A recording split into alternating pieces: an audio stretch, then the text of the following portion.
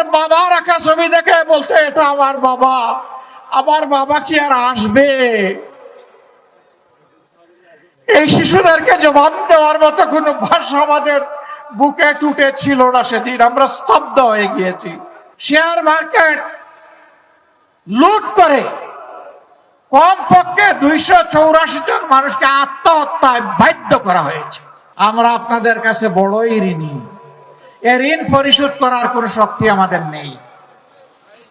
মহান আল্লাহ তাআলার দরবারে দোয়া করি, যেভাবে আপনারা আমাদের জন্য নিরাপদ আশ্রয় করে দিয়েছিলেন, আল্লাহ যেন এই দুনিয়া এবং আখিরাতে আপনাদের জন্য সেই নিরাপদ ঠিকানা ঠিক করে দেন। আজ বলতে পারেন আমি এখানে দাঁড়িয়েছি বাংলাদেশ জামাতে ইসলামের পক্ষে কথা বলতে নয়। সেই 15.5 বছর মায়ের বুক থেকে যে সন্তানকে কেড়ে নেওয়া হয়েছে, আমি ওই মায়ের পক্ষে আজকে কথা বলতে দাঁড়িয়েছি। যে বাবার বুক থেকে তার সন্তানকে তুলে নেওয়া হয়েছে, আমি সেই বাবার পক্ষে কথা বলতে দাঁড়িয়েছি।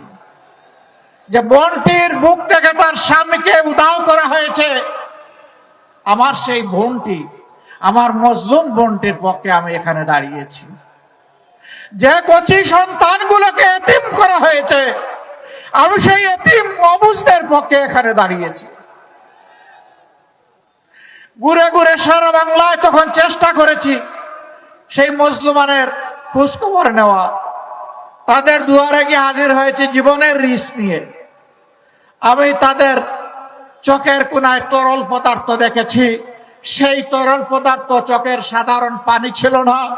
তাদের আপনজন প্রিয়জন হারানো যে মানুষগুলো দুনিয়া থেকে চলে গিয়েছে, তাদের রক্তের ফুঁটা আমি চোখের কোনায় দেখতে পেয়েছিলাম।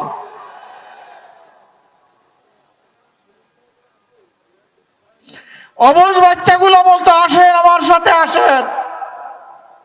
হাত ধরে নিয়ে একটা দেয়ালে তার বাবা রাখা ছবি দেখে বলতে এটা আমার বাবা। আমার বাবা কি আর আসবে?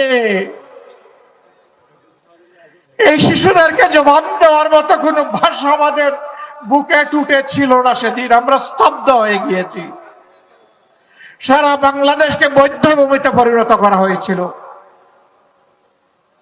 আজ আমি তাদের পক্ষে দাঁড়িয়েছি। এখানে আমি দাঁড়িয়েছি 18 কোটি মানুষের পক্ষে। সিন্ডিকেট করে চাঁদাবাজের কবলে ফেলে যাদের উপর আর্থিক, দৈহিক, মানসিক সব ধরনের নির্যাতন করা হয়েছে। ব্যাংকগুলা ডাকাতি করে উজাড় করে ফেলা হয়েছে। শেয়ার মার্কেট লুট করে কমপক্ষে 284 জন মানুষকে আত্মহত্যায় বাধ্য করা হয়েছে। লক্ষ লক্ষ পুঁজি বিনিয়োগকারীকে, তরুণদেরকে রাস্তায় বসানো হয়েছে। আজ আমি তাদের পক্ষে দাঁড়িয়েছি। আমি তাদের পক্ষে দাঁড়িয়েছি যারা এদেশের মানুষকে গোলাম বানিয়ে নিজেরা জমিদার হয়ে বসেছিল। তাদের বিরোধিতা করতে গিয়ে যারা আওয়াজ তুলেছিল, তাদের কণ্ঠ স্তব্ধ করে দেওয়ার জন্য জনগণের টাকায় কিনা অস্ত্র থেকে গুলি ছোড়া হয়েছিল। 24-এর বিপ্লবের সময় শিশু থেকে বৃদ্ধ,